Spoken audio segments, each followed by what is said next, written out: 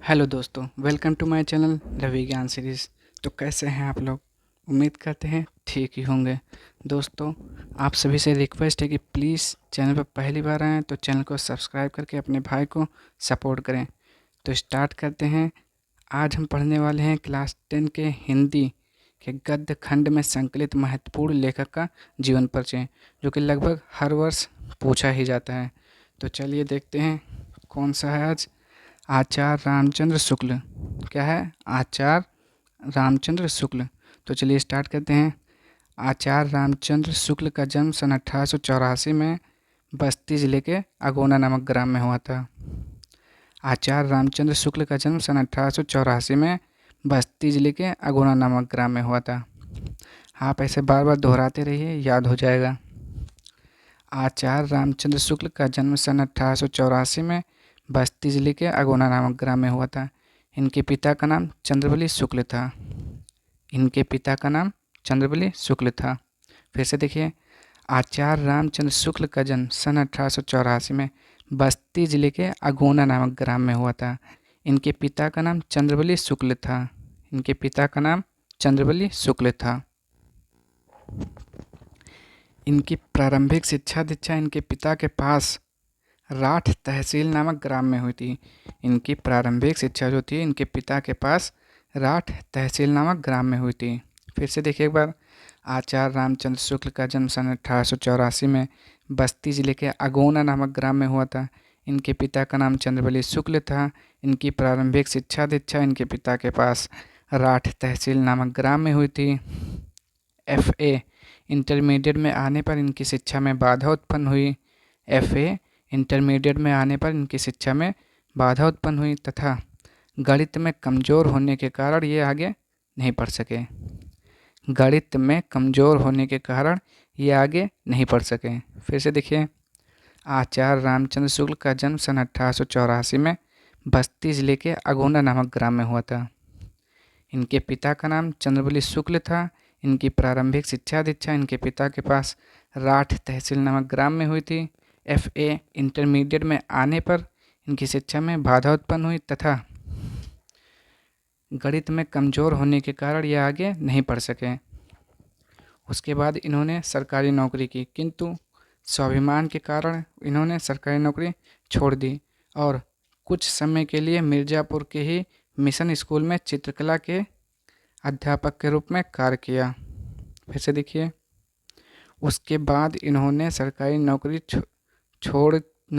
नौकरी की, किंतु स्वाभिमान के कारण इन्होंने सरकारी नौकरी छोड़ दी और कुछ समय के लिए मिर्ज़ापुर के ही मिशन स्कूल में चित्रकला के अध्यापक के रूप में कार्य किया। तो चलिए एक साथ हमारे साथ बोलिए। आचार्य रामचंद्र शुक्ल का जन्म सन 1884 में बस्ती जिले के अगोना नामक ग्राम में हुआ था। इनके पिता का नाम चंद्रबली शुक्ल था। इनकी प्रारंभिक शिक्षा दीक्षा इनके पिता के पास राठ तहसील नामक ग्राम में हुई थी। इंटरमीडिएट में आने पर इनकी शिक्षा में बाधा उत्पन्न हुई तथा गणित में कमज़ोर होने के कारण ये आगे नहीं पढ़ सके। उसके बाद इन्होंने सरकारी नौकरी की, किंतु स्वाभिमान के कारण इन्होंने सरकारी नौकरी छोड़ दी और कुछ समय के लिए मिर्ज़ापुर के ही मिशन स्कूल में चित्रकला के अध्यापक के रूप में कार्य किया। आगे देखते हैं। मिर्ज़ापुर के पंडित केदारनाथ पाठक एवं प्रेमधन के संपर्क में आने पर इन्होंने हिंदी, उर्दू, बांग्ला, संस्कृत, अंग्रेजी आदि कई भाषाओं का ज्ञान अर्जित किया।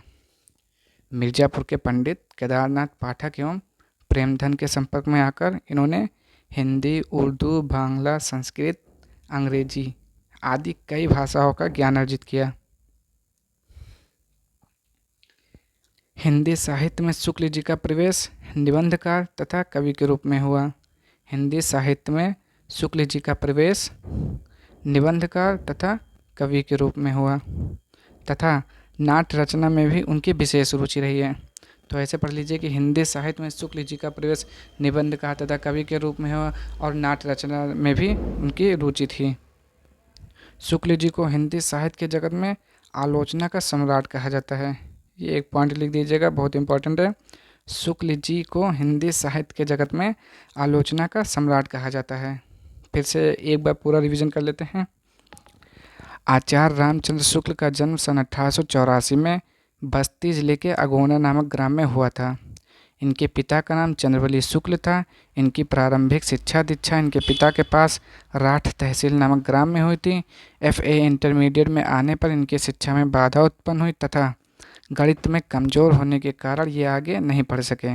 उसके बाद इन्होंने सरकारी नौकरी की, किंतु स्वाभिमान के कारण इन्होंने सरकारी नौकरी छोड़ दी और कुछ समय के लिए ही मिर्ज़ापुर के मिशन स्कूल में चित्रकला के अध्यापक के रूप में कार्य किया। मिर्ज़ापुर के पंडित केदारनाथ पाठक एवं प्रेमधन के संपर्क में आकर इन्होंने हिंदी, उर्दू, बांग्ला, संस्कृत, अंग्रेजी आदि कई भाषाओं का ज्ञान अर्जित किया। हिंदी साहित्य में शुक्ल जी का प्रवेश निबंधकार तथा कवि के रूप में हुआ तथा नाट्य रचना में भी उनकी विशेष रुचि रही। शुक्ल जी को हिंदी साहित्य के जगत में आलोचना का सम्राट कहा जाता है। शुक्ल जी को हिंदी साहित्य के जगत में आलोचना का सम्राट कहा जाता है। साहित्य साधना में लीन शुक्ल जी ने सन 1941 में अपने प्राण त्याग दिए। साहित्य साधना में लीन शुक्ल जी ने सन 1941 में अपने प्राण त्याग दिए।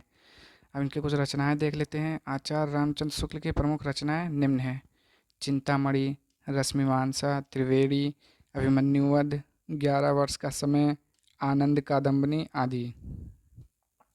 चिंतामणि, रश्मिमांसा, त्रिवेणी, अभिमन्युवध, 11 वर्ष का समय, आनंद कादम्बनी आदि। इनमें से केवल एक ही पूछा जाता है लिखने के लिए, तो आप याद कर लीजिएगा इसमें से। अगर वीडियो पसंद आए हो तो लाइक, शेयर, सब्सक्राइब कीजिए। मिलते हैं नेक्स्ट वीडियो में।